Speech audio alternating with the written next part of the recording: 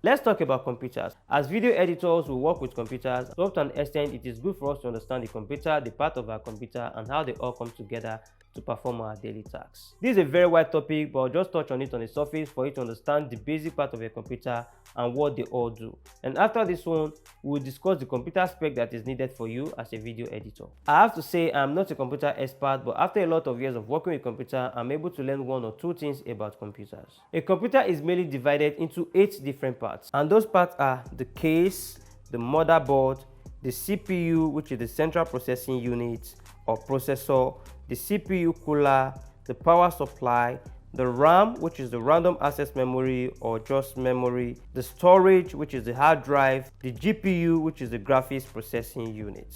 Let's discuss each of these parts. First of all, we have the case. The case is simply a metal or plastic build that is meant to house all of the components. Definitely all of those parts can't just be there or hanging somewhere. They have to be inside something to protect and cover them up, and that is the case. There are a lot of different computer cases. There are fancy ones, there are simple ones, and many other ones like that.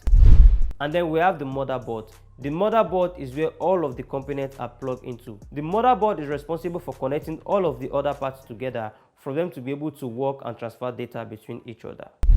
And then we have the CPU. The CPU is responsible for everything that happens in the computer. Processing, arranging, calculating of data, and all of those things. The CPU is the one that does that. Everything that happens inside the computer has to go through the CPU at one point or the other. It is said that the CPU is the brain of the computer. And then we have the CPU cooler. Because the CPU is doing a lot of work, it will definitely get hot. And that's why we have the CPU cooler to cool down the CPU.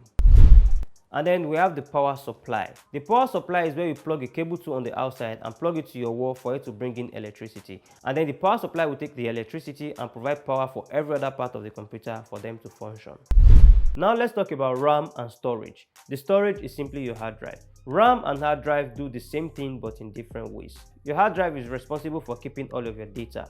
Your video, your pictures, your project files, your cache files, your installed applications, and things like that for as long as possible. Your RAM also do the same thing but for a short period of time. Now, while working on your computer, your CPU needs to process data, and those files are kept on your hard drive. Because your hard drive is made of moving parts and usually connected to your motherboard with a cable, it is very slow in giving data to the CPU. That is where the RAMs come in. The RAM is connected directly to your motherboard, so it has a very fast access to the CPU, which makes it very fast. So your CPU will access your hard drive, take all of those data that are needed at the moment, transfer it to your RAM for quick access. In a more simpler way, your hard drive keeps all your files for as long as possible, and your RAMs keep the files that the computer is using at the moment. Once you restart your computer, your RAM will be wiped. All of those files are gone. And then we have GPU, which is graphics card. The GPU is responsible for taking the display from your computer onto your monitor. All of the pictures, the color, and everything you are seeing on your monitor, the GPU is responsible for doing that through the help of cable like HDMI, DisplayPort, VGA, and others. And if you're a video editor, your use for GPU will depend on the software you are using. If you're using Premiere Pro, you don't really need GPU because everything that happens in Premiere Pro is processed in the CPU, except if you use effects that requires GPU.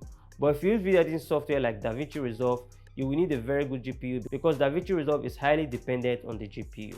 And if you do graphics work like VFX using After Effects and all of that, or you do 3D using like Cinema 4D, Maya, and all of those things, you will need a very good GPU. Kindly subscribe, click on the notification bell so you won't miss the next video. Thank you for watching. I will see you in the next one.